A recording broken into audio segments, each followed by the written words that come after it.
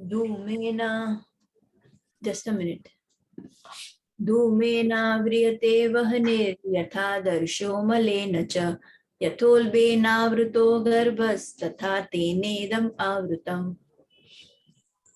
As fire is covered by smoke, as a mirror is covered by dust, or as the embryo is covered by the womb, the living entity is similarly covered by different degrees of this lust.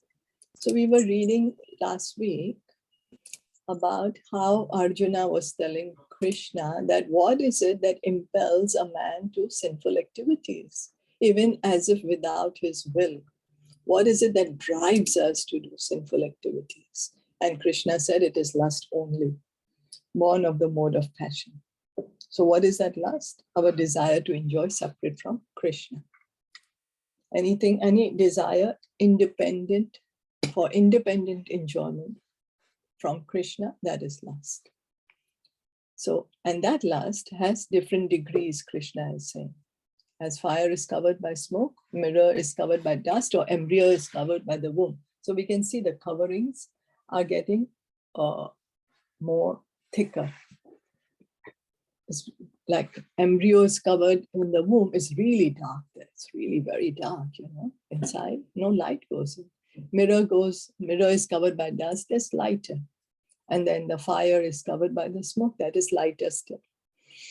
So there are 3 degrees of covering of the living entity by which his pure consciousness is obscured. Now we might say, why independent enjoyment? Then Krishna is lust. Why? Because that's not our pure consciousness. And pure consciousness is enjoying in connection with Krishna, enjoying together with Krishna. That is pure consciousness. When we want to forget Krishna, that is lust. Discovering is but lust under different manifestations, like smoke in the fire, dust on the mirror, and the womb about the embryo. When lust is compared to smoke, it is understood that the fire of the living spark can be a little perceived. In other words, when the living entity exhibits his Krishna consciousness slightly, he may be likened to the fire covered by smoke. So it means the lust is not so intense. The degree of lust is not so much. The living entity still has his Krishna consciousness. He has lusty desires, but he's still Krishna conscious. So that's why it's said fire covered by smoke. So the covering, that the lust is not so strong. So although fire is necessary where there is smoke, there is no overt manifestation of fire in the early stage. This stage is like the beginning of Krishna consciousness. The dust on the mirror refers to a cleansing process of the mirror of the mind by so many spiritual methods. The best process is to chant the holy names of the Lord. So we know Krishna, Lord Caitanya, in his first verse of the Shikshastakam, what does he say? Glory to the Sankirtana movement, which cleanses the mirror of the mind. That's the first thing that happens when we chant the holy name. Cheto Darpanamarjanam. That it cleans the dust which is accumulated on the mirror of our mind. What does it mean? It cleans away our sinful desires, our desires to enjoy independent of Krishna. By chanting of the holy name, all these desires gradually will vanquish. And that's the only way, that the only permanent solution to our lust. We might artificially try to control this lust by some artificial methods of renunciation, artificial mind and sense control. But because the seeds of the desires are still in the heart, they will act sometime or the other. They will act out. You know, so the only permanent way is chanting the holy name, because by chanting the holy name, these desires are removed. They are plucked out. As the weeds, when we pluck the weeds out, we're plucking them out by the root. Only by simply cutting the weed, which is artificial mind and sense control, that is cutting the weed. So the root of the weed is still there, so it's going to grow. So important is the chanting of the holy names. The embryo covered by the womb is an analogy illustrating a helpless position, for the child in the womb is so helpless that he cannot even move. This stage of living condition can be compared to that of the trees. The trees are also living entities, but they have been put into such a condition of life by such a great exhibition of lust that they are almost void of all consciousness. So what does that mean? That means the more lust we have, the more our consciousness is, the more we do not have consciousness. It means that. Because what we are hearing is, oh, the trees, they're almost immovable. They have very little consciousness because their lust is so much. So we should try to make a solution to this lust and, what we say, connect our desires to Krishna. Somehow or the other, connect our desires to Krishna. The covered mirror is compared to the birds and beasts, and the smoke-covered fire is compared to the human being. In the form of a human being, the living entity may revive a little Krishna consciousness. And if he makes further development, the fire of spiritual life can be kindled in the human form of life. So because the trees, the birds and the beasts, sure, we can chant in front of them, but they can't chant back. It's not that the holy name is transcendental. They can, it's not that they can't. Like Bharat Maharaj, when he was in the body of a deer, and when he was leaving the body, he said Krishna. So it's not that the holy name has any limitation, but because the consciousness is so low, they're not able to do it. So what to say of them? We see in human form of life, how many people are interested to chant the holy name? No, we don't have time. I'm so busy. I have so many important things to do. I don't have time to chant. I don't have energy to chant. That's what we say, So by careful handling of the smoke in the fire can be made to blaze. Sorry, Therefore, I just have one question. So yes. what you are trying to say is that because the tree's conscious is very low because they have the lust. That's what's written here in Bhagavad Gita. Yeah, but that's what I'm trying to confirm with you, that this is what it is meaning, right? Yes, so, yes. Because they have the lust, right? That's why their consciousness is low. So that depends on every jiva, right? Like every soul, like, because the animals, they also have lust because their conscious is also low, right? So that it equally implies to everybody. Yes. Maybe we are little less lusty. That's why we are human. Yes, yes. And in comparison to them, we are lusty, definitely very lusty, but in comparison to them, right? Yes, yes. And then it depends now. So how am I acting in this life? If I become again very lusty in this life, means my consciousness is so degraded, means again I will get an animal body or a tree body. Because then my consciousness is only capable of being in such a body. Then I will not be able to get a body which is fit for a human being or a spiritual body because of the level of my consciousness. That's why it's so important that we have been given this opportunity right now. So we should do something about this consciousness, connect it to Krishna, become Krishna conscious. Because if we don't, what's going to happen in the next life? We continue then there's no change. Then how are we learning? How are we progressing, So as you mentioned, the best way to clean is chant Krishna, right? Hear and chant. Yeah. That's only the process. Cheto Darpana Marjanam, in Shikshastakam, Lord Chaitanya's first instruction is only by chanting the holy name can we clean the mirror of the dust from the mirror of our mind by chanting the holy name. So we continue to hear from Bhagavad Gita, Bhagavatam, continue to chant, make great effort. That's where the effort should be. But because what can we do is we can make effort, right? So what kind of effort shall we do? Let us try to hear submissively. Let us try to pay a bit more attention when I'm chanting. Let me try to hear the holy name. So we can put effort to it in that direction. And can we And then pray wait for this? Krishna's mercy. I'm sorry? Can we also pray for this? Because like, can we pray to Krishna that I know that I have lusty desires and I am lusty, but can you help me? Yes, something of like course. that. Yes, of course. Yes. Prayers are very powerful. Yes. Krishna, please help me take away the lust. Yes. Okay. Very powerful.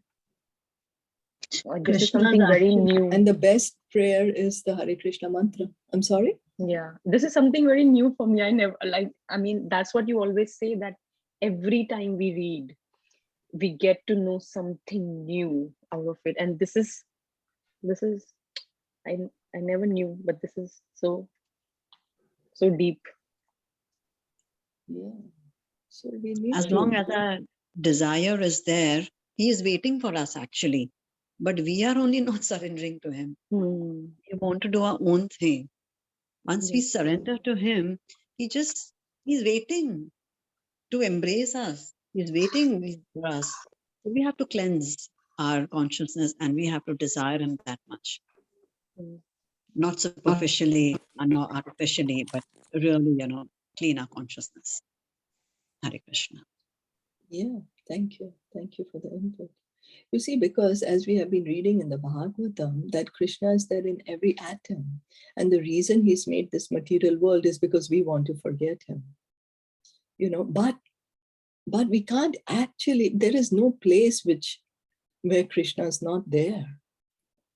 So it is like we are being owls, that the sun is there, but we want to sleep and say there is no sun. Oh, it's so dark. But you're sleeping. Open your eyes. You'll be able to see the sun. That's our position. We don't want to see Krishna. We don't want to accept there is God. Why? Why we don't want to accept there is God? Because the moment we accept there is God, there is somebody superior to me, means, oh, I am not God. Means I have to follow his rules. Otherwise, I'm transgressing on his property. And we don't want to do that. That's why we say, oh, I don't know, what is this all about? Maybe there's God, maybe there's no God. I don't know. Somebody says something, somebody says something.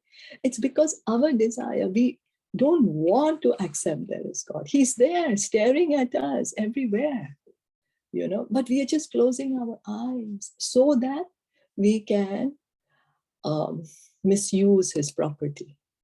We want to take it for ourselves and call ourselves that everything belongs to us. The minute we accept, oh, there's God, everything belongs to him. And oh, means I have to engage everything in his service. Oh, means I cannot enjoy separate from him. Means I cannot continue to pretend that I'm the Lord myself. I cannot continue to pretend that I am so great.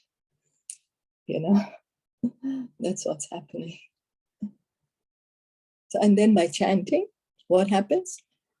Then by chanting our this illicit desires, this wrong desires, the fake things that we have collected for ourselves, and they gradually go away, and then we can be situated in our true position.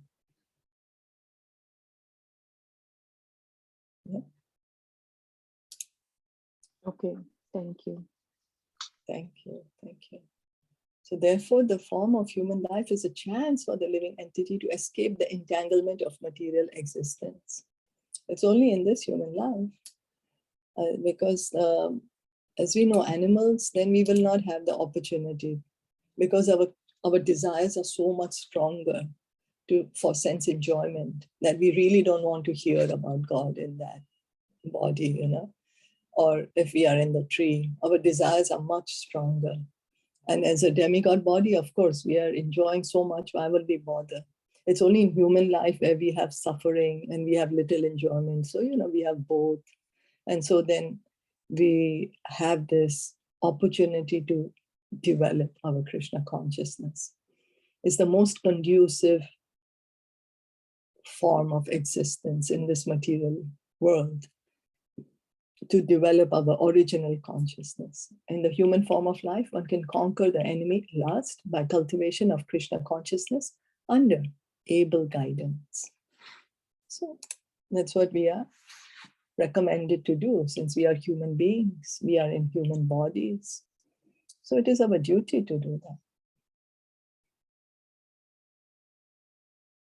Any other comments or questions? Anything to share?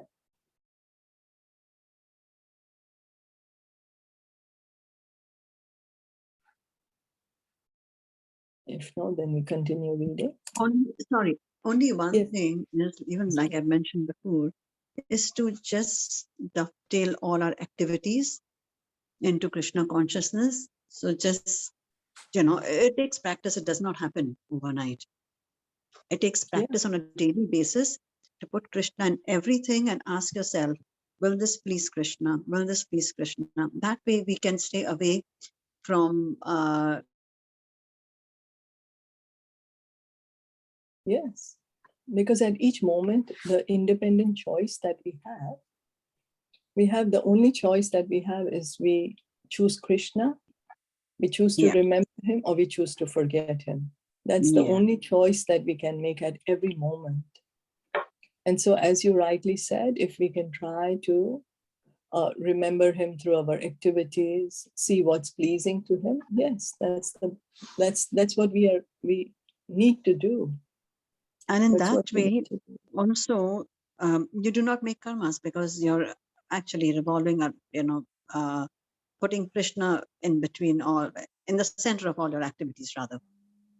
So you don't even, you stay away from karma then. That's a good way to progress as well. Yes. Yes. And I was also thinking that, what happens is when we continue doing our activities, whatever we want to do, and then we say, okay, Krishna, this is for your pleasure. Let me do it in a detached manner for your pleasure. Then what happens? Because I'm removing my attachment from it, so I don't need to come back again. You see, what happens is, because it's my desire to enjoy something. For example, if I'm going to sow a seed of a rose plant, and it's my desire, I should see the roses, I should be able to smell the roses for myself. Then I have to be here long enough till the time the rose grows, has the flowers, and I shall be able to smell it. If it's my desire that I should be pleased with the rose when it comes, then that means I need to still be in the material world. So Krishna will keep on giving me different bodies so that I can keep on enjoying as I wanted to. But then if I say, I don't need to be around, I don't want to be around, I'm just acting Krishna because I'm in this position, I need to act, I'm in this position, I'm doing it for your pleasure, then I don't need to come back, because I'm not waiting to see the result of it. Yeah. Does that make sense? Absolutely. Yeah, I was just thinking about that today, Okay, detachment, then what happens? Because that means I don't want to come what do you to see the mean by result. that? Sorry, what do you mean by that? The rose part you explained, that because I have a desire. Yeah, so what happens is, see, I'm acting something, I'm doing some activity now. For example, as I said, I'm sowing the seed of a rose plant. But what is my desire is that I want, when the roses will come, I want to be able to smell that rose. And I will feel so happy when I smell the rose. I'll take a deep breath and I'll feel so good. So now what's my desire actually is that I should be able to smell the rose, right? So I'm growing the seed, I'm growing the rose plant. And it takes time. Rose plant, I will put it, and then only after a certain time will the rose come and I will be able to smell it. So it means I need to be here in this world till that time to be able to smell the rose, right? Because that's my desire. So Krishna is the one who's fulfilling all my desires. So he says, okay, you want to smell the rose, so you need to be here in this world to be able to smell the rose. But if I say, okay, I'm just going to sow this rose plant because it is my duty to do it. I don't, whether it comes, it doesn't come, I don't care about it. It's my duty. I'm in this position to sow the rose plant, so I'm going to sow it. Then I do not need to wait here to be able to smell the rose. So I do not need to be here in the material world for that. So then because I can say Krishna that, fulfills our desires, right? So then if I say that I'm sowing this, Krishna, so that I can offer it to you, you can do that, of course, yes. Then it will change, like as Mataji said, that it will change, like I will not have any impact, right? Then I have no impact of it, because I'm connecting it to Krishna. Yes, Krishna is already happy. I sowed the rose so that Krishna can be happy. Krishna is already happy with this. So I'm out of the picture. Then I don't need to be here. Oh, okay. So like then everything we can do like that, right? Yes, Krishna. That's what karma yoga is. That's what we were speaking about in the morning. You know, because we like to do, we cannot just sit down doing nothing. Each of us like to keep doing things, and we are not able to hear and chant the whole day. We are not yet at that position. Yes, we can hear and chant for 2 hours, 3 hours, 4 hours, 5 hours, but there are 24 hours. And our 5, 6, 7 hours we'll sleep. What do we do the rest of the day? What do we do? Then we are creating karma. So instead, we say, okay, Krishna, I'm in this position. Anyway, I have to act. But I don't want to be around here to enjoy this result. I'm just going to act because I'm in the position that's the modes that I am right now. And my nature is going to make me act. But I'm doing it for your pleasure. I'm acting for your pleasure, my dear Krishna. So then what happens is when I plant the rose, I don't need to be around to pluck the rose and offer it to Krishna. Somebody else could come and offer it to Krishna. My duty was only to sow. I did that Krishna should be able to smell it. And somebody else gave and offered it to Krishna, and Krishna smelled it. That's okay. Right. Yeah, perfect. So like that, this is a very simple example, but our desires are very complicated, you know. Yes. Our desires have been since so long, and that's why it's keeping us here since millions and millions of births. So right now, and there is such a long queue of desires that we have created. And so we have already booked ourselves for so many lifetimes on this earth, you know. And then, so now what we are desiring, we are creating our more and more bodies for that. So, okay, I need to act, I will act. I can't not act, so I will act. Krishna, it's for your pleasure. And you know, and in that way, we will make our better efforts to act in a better way. We will try to be better persons. We will try to be better with others in our dealings with others, because, oh, Krishna will be unhappy otherwise. Let me do it, otherwise he you know, he won't like it. Yeah, like as you mentioned that we have to think before acting, that will this please Krishna? This is really helpful. This is really nice line. Like we can try this. This is really good. Yeah. We can think. Will Krishna be happy if I speak in this way? If I do this, will it really be pleasing to him if I do this activity? Or will he be unhappy? Yes, this is very helpful. Yes, thank you. Thank you. So we'll go to 39. Would somebody like to read 39? Neha Babi, you want to read? Babi, you can read today. Okay, thank you. Avrutam jnanametena jnanino nityavairina kamarupena kaunteya dushpurena analena cha. Thus, the wise living entity's pure consciousness becomes covered by his eternal enemy in the form of lust, which is never satisfied and which burns like fire. Okay, so thus the wise living entity's pure consciousness. So originally we are all wise. And originally our consciousness is all pure.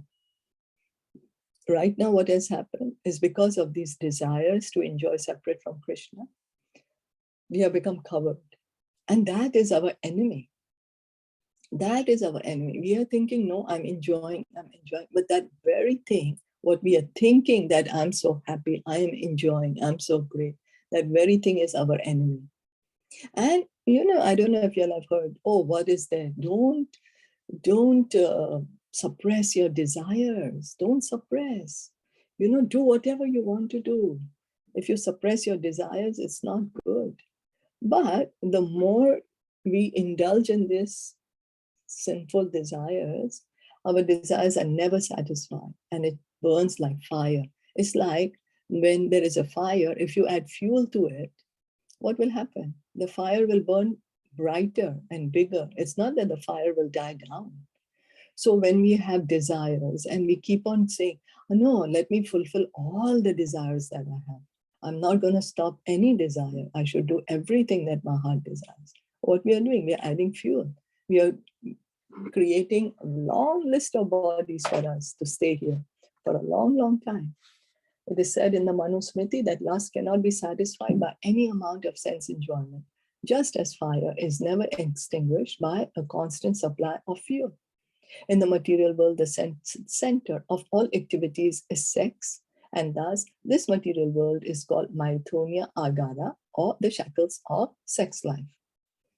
In the ordinary prison house, criminals are kept within bars. Similarly, the criminals who are disobedient to the laws of the Lord are shackled by sex life. So how is Maya Devi keeping us here? There is no, locks. There's no lock to this material world, but we ourselves are keeping us here because we are so attracted to this sex life. Till the time we do not give up this sex desire, we will continue to live in the material world. And then people will say, oh, but you cannot give it up. How can you give up that? But that's what's keeping us here.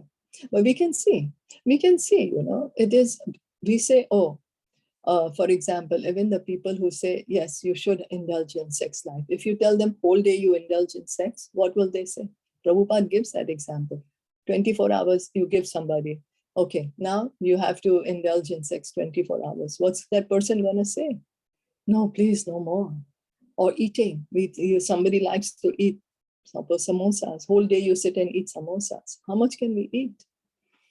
So sense enjoyment, we cannot just keep on indulging in never-ending sense enjoyment.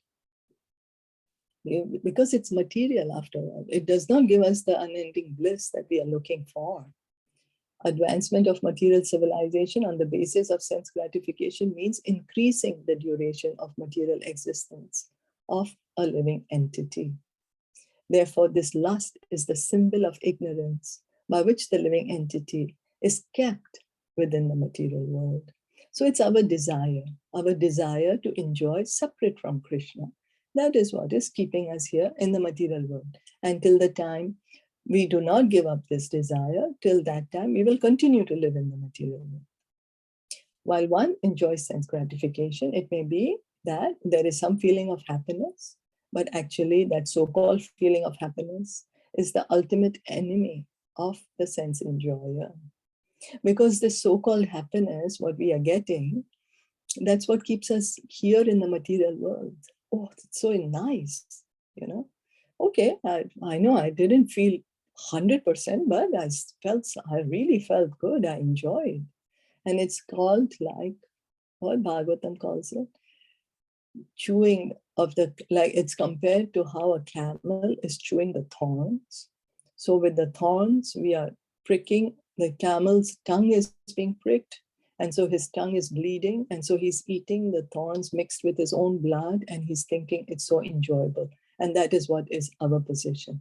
I am enjoying so much, I am thinking.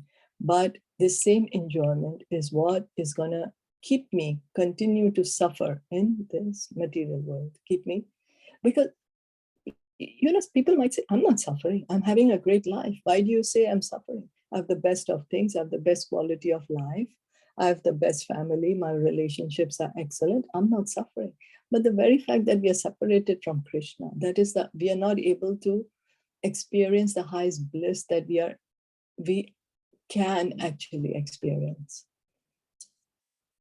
The spirit soul, we are eternally parts and parcels of Krishna. And in relationship with Krishna, when we are in relationship with Krishna, we can experience unending happiness, which keeps getting sweeter and sweeter.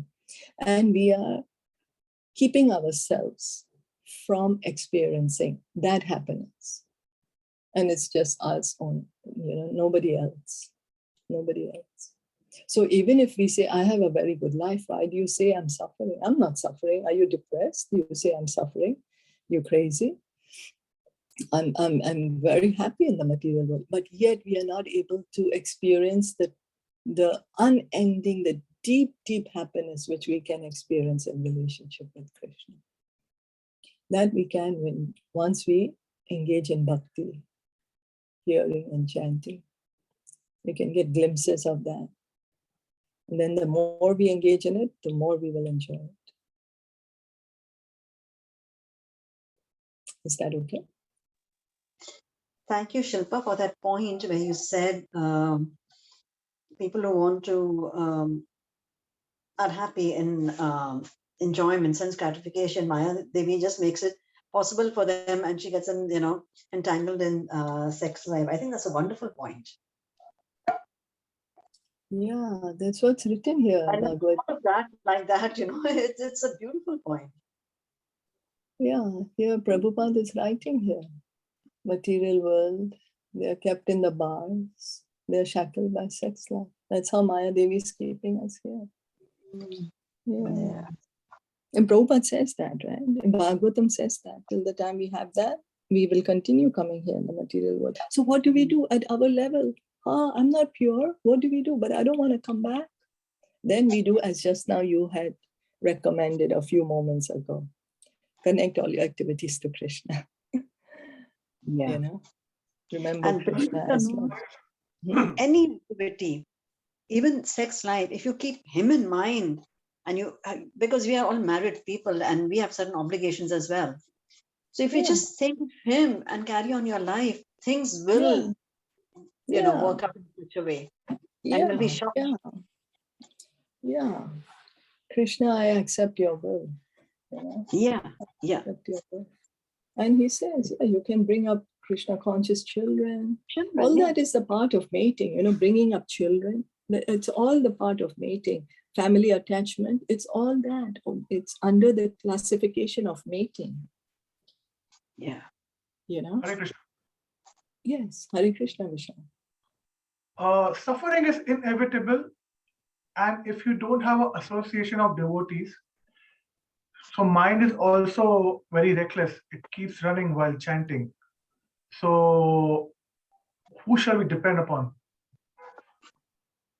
See, association of devotees we need. We cannot practice bhakti by ourselves. We need association of devotees. Like Bharat Maharaj, he was practicing bhakti by himself. What happened? He got attached to the deer. So that we need to. But mind goes here and there while chanting. It happens. But what does Krishna tell to Arjuna? That by suitable practice and detachment. So what do? We continue chanting. And once we realize, the mind has gone away, let me bring it back. Let me hear. And then we hear again. Then again we realize, it's somewhere else. Okay, let me bring it back again. So then we practice. The more we practice, then the mind will get used to it. Then it will be, for example, right now my mind can only hear one name of Krishna in all my 16 rounds. But because I'm aware of it, maybe the next time when I chant, my mind I will be able to hear two names. So it's priority should be association or priority should be chanting? Both are needed. We can't say, because I'm associating with devotees, I'm not going to chant my rounds. Chanting we have to do every day. Yeah, my point being, if the association is not available. You mean if devotee association is not available? Yeah, if devotee association is not available and chanting is very difficult because of reckless mind. So the priority. Chanting, we have to chant every day. As we eat food every day, we brush our teeth every day, we take shower every day. Why do we take shower every day? Because the body gets dirty, the germs are there. Why do we brush every day, wash our mouth every day? Because the germs are there. So we have to do that every day, right? Similarly, our consciousness gets covered every day. So we have to chant. We have to purify our consciousness every day. We are associating with Krishna by chanting. Krishna is giving an opportunity to us to be with him. If we are saying, I want to get out of this material world, here Krishna is in front of us in his holy name. He's saying, here I am. You want to get out of the material world? You just chant the holy name and you're with me. So we have to chant every day. And if we do not have personal physical association right now with COVID, in fact, what has happened that the internet is flooded with so much transcendental association. At your convenience, you could log into any meeting which is going on or listen to any recording lecture. That's also association.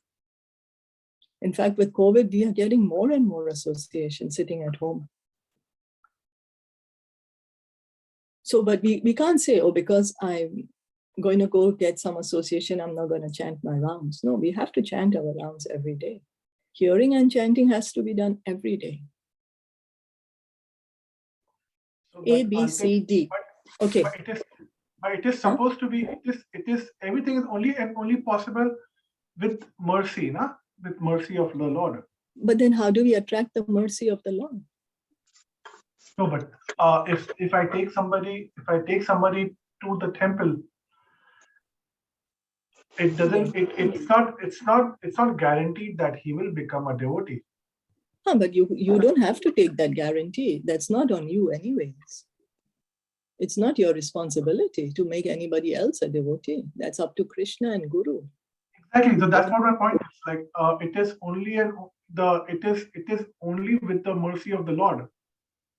But wait, I'm getting confused now. Are you speaking about your own self, or are you talking that about others? No, not about me. I'm just saying that if somebody has no association of devotees and mind being reckless, be it with me or be it with with any layman, like mind is reckless and focus is not there. Okay, you explain that, okay, we have to do it, be it any condition, any situation, we still have to keep chanting. Okay, but association, as you said, with the help of association, it is more like it has more meaning. Like chanting has more meaning. You can say it gives us the strength. Association gives us the strength to carry on with our devotional activities. Can I add something, Shilpa, from my own personal experience? I think I connect to this completely, what Vishal is saying, because I literally went through it. So what happened, Vishal, was I used to live in Malaga, where Shilpa's sister and husband and I was very deeply associated with them, with the temple, through the temple. Thanks to them that I'm into Krishna consciousness. So we used to go every day, attachment to the temple and devotees and activities and everything. Then we had to leave from there and we went to Gran Canaria. But the biggest mistake of my life was I went to a place where there was no temple, no devotee association, none. And I had to work. From being a housewife, I had to work. So that many more hours gone. And due to lack of association, I just got more and more entangled into work and worked more and more. So what was I doing to myself? I didn't keep in touch with Shilpa's sister because I was so busy working. So we just get entangled if we do not have association. The mistakes I made was I should have kept in touch with her regularly, on a regular basis, on a weekly basis. My day offs, speak to her, speak to her husband, speak to everyone, the devotees. That is association. Even if you're away and physically not there, you have them, So that's the mistake I did. So we have to, the chanting actually this happens. What I can say from personal experience is that this actually, the feeling of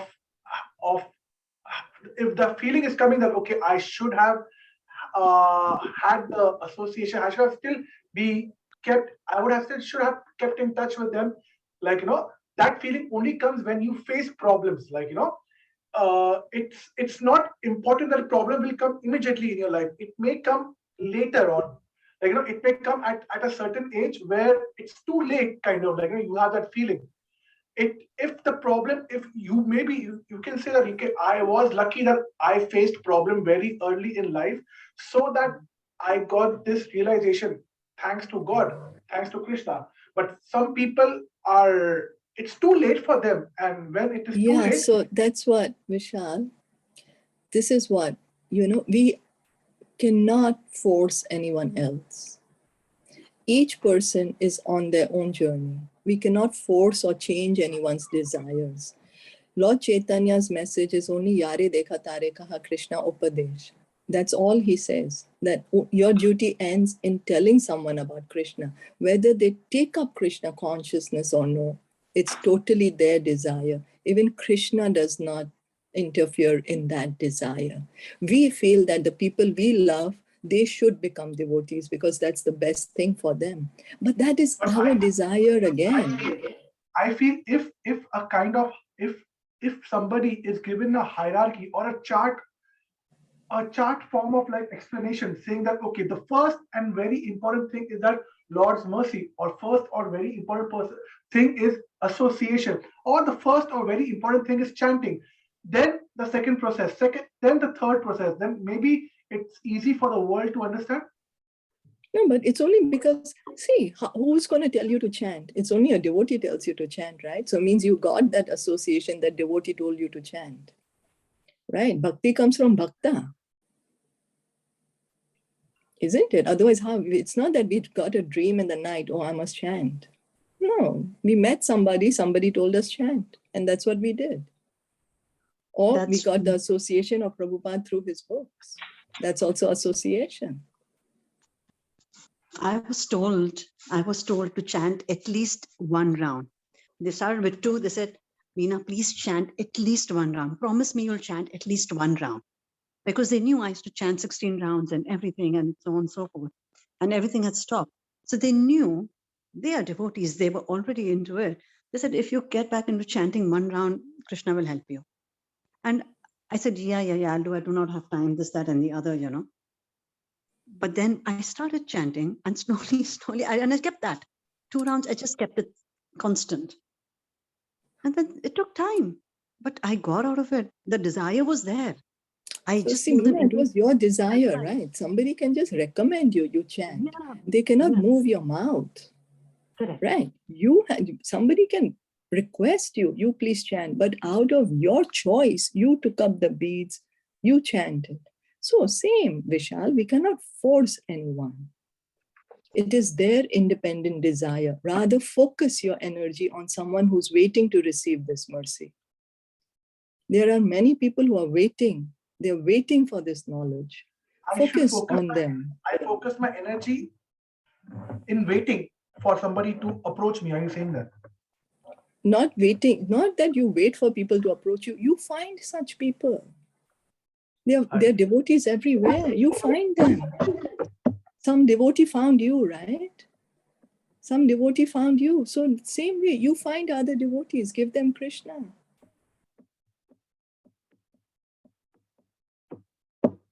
Don't break your head with people who are not ready to listen.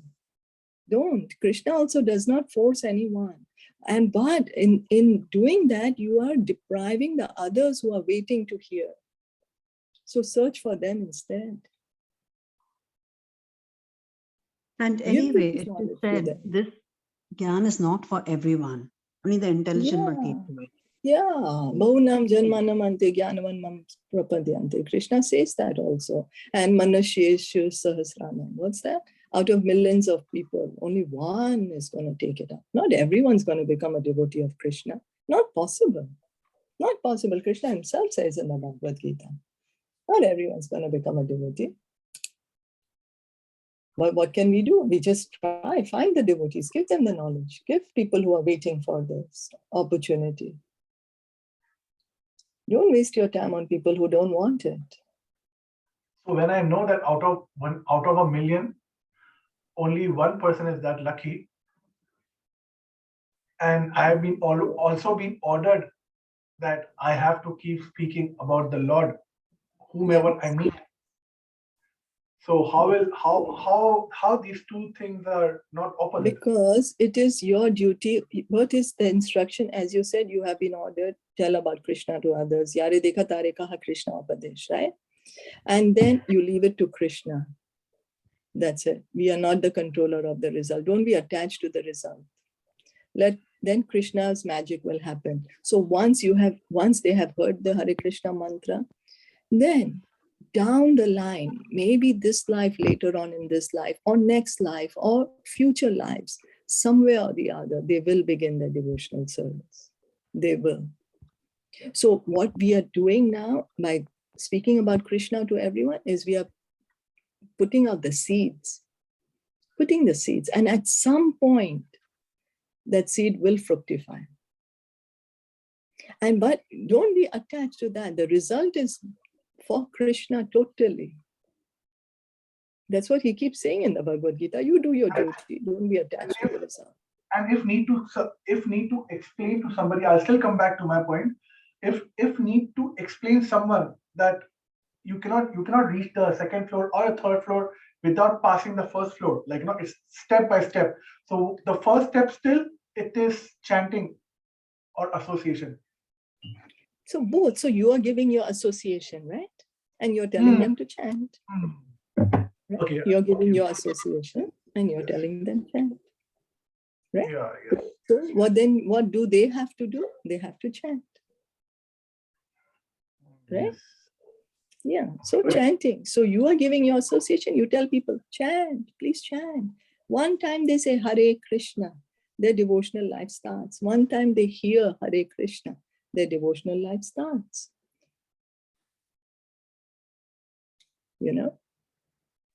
So you give your association. Thank you so much. Hare Just Krishna. one thing, Shilpa, sorry. When I came into Krishna consciousness, I was not chanting, but I listened. I had to go to the temple, listen to the lectures, do all of that. So different people start off differently. So then I was told, why don't you chant? You come so much, you dedicated this. Why don't you start chanting? So I started chanting, and from there, and it escalated. So though I heard before also chant, but I didn't connect. I didn't connect to it, right? It takes different people will connect to different things. Keep everything open for them. True. Whatever they want, they will take. Yeah, so true. And anyway, that's the reason they say that devotional service begins by hearing. We hear first, then second is chanting. Yes. And then you hear the devotees, speak in the lectures about the benefits of chanting. And then you get, wow, this can happen if I chant. Actually, when you're initially new, how is that possible? You don't even connect to it. How is it possible just by chanting? Because we have not seen it, we have not experienced it. But today, if you look back, my God, really chanting has made so much of a difference in my life. There's so much of a difference from what I was to what I am. Then you reflect back, and then you say, the devotees, what he said, he was talking through experience. We may not connect instantly, but we must listen. And today in Radhanath Swami's one of his disciples' lectures, I was listening, Gauranga Prabhu, that be grateful, gratitude, always, and serve the Vaishnavas. That's the biggest mercy one can get, is to serve the Vaishnavas. Serve the devotees in whatever way you can. And it'll happen. So people you think who want to just put them into some seva, the temple, to get the pots from the kitchen to the main hall or whatever, just put them into some seva. Things will happen like magic for them.